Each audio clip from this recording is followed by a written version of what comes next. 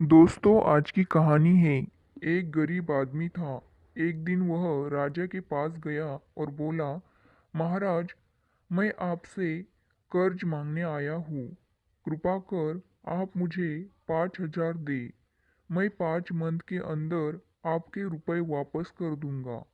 उसकी बात पर विश्वास कर उसे 5,000 दे दिए।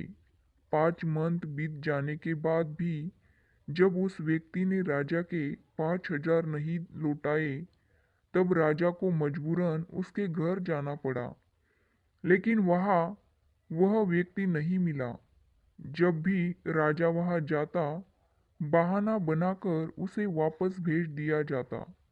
एक दिन फिर राजा उस व्यक्ति के घर गया। वहाँ और कोई तो नहीं दिखा। एक छोटी लड़की बैठी थी। राजा ने उसी से पूछा, तुम्हारे पिताजी कहाँ हैं? लड़की बोली, पिताजी स्वर्ग का पानी रोकने गए हैं। राजा ने फिर पूछा, तुम्हारा भाई कहाँ है? लड़की बोली, बिना झगड़े के झगड़ा करने गया है। राजा की समझ में एक भी बात नहीं आ रही थी।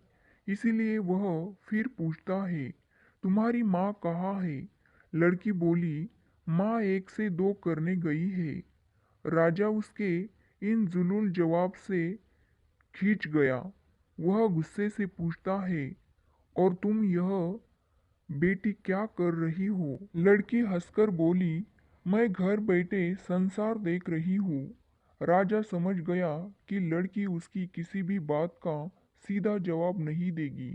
इसीलिए उसे अब इससे इन बातों का मतलब जानने के लिए प्यार से बतियाना पड़ेगा। राजा ने चेहरे पर प्यारी सी मुस्कान लाकर पूछा, बेटी, तुमने जो अभी अभी मेरे सवालों के जवाब दिए, उनका मतलब क्या है? मैं तुम्हारी एक भी बात का मतलब नहीं समझ सका। तुम मुझे सीधे सीधे उनका मतलब समझाओ। लड़की ने भी मुस्कुराकर पूछा, अगर मैं सभी बातों का मतलब समझा दूँ तो आप मुझे क्या देंगे? राजा के मन में सारी बातों को जानने की तीव्र उत्कंठा थी। वह बोला, जो मांगोगी वही दूंगा।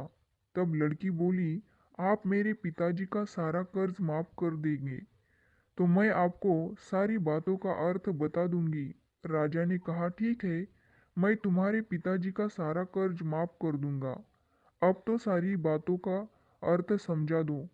लड़की बोली, महाराज, आज मैं आपको सारी बातों का अर्थ नहीं समझा सकती। कृपा कर आप कल आए। कल मैं जरूर बता दूंगी। राजा अगले दिन फिर उस व्यक्ति के घर आया। आज वह सभी लोग मौजूद थे। आदमी, उसकी पत्नी, बेटा और उसकी बेटी भी। राजा को देखते ही लड़की पूछी, महाराज, आपको अपना वचन याद है ना? राजा बोला, हाँ, मुझे याद है। तुम अगर सारी बातों का अर्थ बता दो तो मैं तुम्हारे पिताजी का सारा कर्ज माफ कर दूंगा। लड़की बोली, सबसे पहले मैंने यह कहा था कि पिताजी स्वर्ग का पानी रोकने गए हैं। इसका मतलब था कि वर्षा हो रही थी और हमारे घर की छत से पानी टपक रहा था। पिताजी पानी रोकने के लिए छत को अच्छा बना रहे थे। यानी वर्षा का पानी आसमान से ही गिरता है, और हम लोग तो यही मानते हैं कि आसमान ही स्वर्ग है। बस पहली बात का अर्थ यही है। दूसरी बात मैंने कही थी कि भैया बिना झगड़ा के झगड़ा करने गए हैं। इसका मतलब था कि वह रेंगने के कांटे को काटने गए थे। अगर कोई भी रेंगने के कांटे को काटेगा तो उसके शरीर में जहाँ तहाँ कांटा गड़ जाएगा। यानी झगड़ा नहीं करने पर भी झगड़ा होगा और शरीर पर खरोच आएगी। राजा उसकी बातों से सहमत हो गया। वह मन ही मन उसकी चतुराई की प्रशंसा करने लगा। उसकी उत्सुकता के साथ पूछा, और तीसरी चौथी बात का मतलब, बेटी? लड़की बोली, महाराज, तीसरी बात मैंने कही थी कि माँ 1 से 2 करने गई है। इसका मतलब था कि माँ अरहर दाल को पीसने यानी उसे 1 का 2 करने गई है। अगर साबुत दाल को पीसा जाए तो 1 दाना का 2 भाग हो जाता है, यानी यही था 1 का 2 करना। चौथी बात तो उस समय में भात बना रही थी और उसमें से एक चावल निकाल कर देख रही थी कि भात पूरी तरह पका है कि नहीं। इसका मतलब है कि मैं एक चावल देखकर ही जान जाती कि पूरा चावल पका है कि नहीं, अर्थात चावल के संसार को मैं घर बैठे देख रही थी। यही कहकर लड़की चुप हो गई। राजा सारी बातों का अर्थ जान चुका था। उस लड़की की बुद्धिमानी भरी बातों ने आश्चर्य में डाल दिया था। फिर राजा ने कहा, बेटी, तुम तो बहुत चतुर हो, पर एक बात समझ में नहीं आई कि यह सारी बातें तो तुम मुझे कल भी बता सकती थी, फिर तुमने मुझे आज क्यों बुलाया?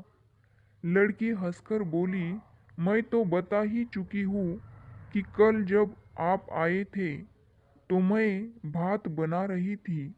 अगर मैं आपको अपनी बातों का मतलब समझाने लगती तो भात गीला हो जाता या जल जाता, तो माँ मुझे ज़रूर पीटती। फिर घर में कल कोई भी नहीं था।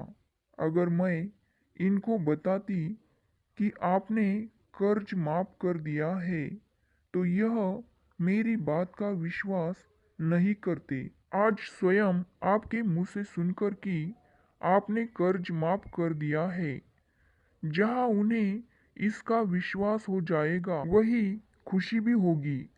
राजा लड़की की बात सुनकर बहुत ही प्रसन्न हो गया।